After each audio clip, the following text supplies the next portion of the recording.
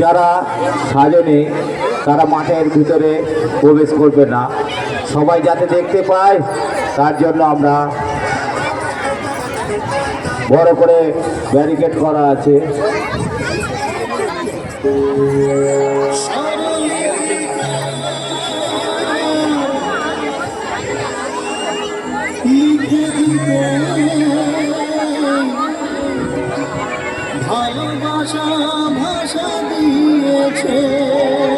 যারা সেজেছ তাদের উদ্দেশ্যে বলছি খুব ভালো লাগছে।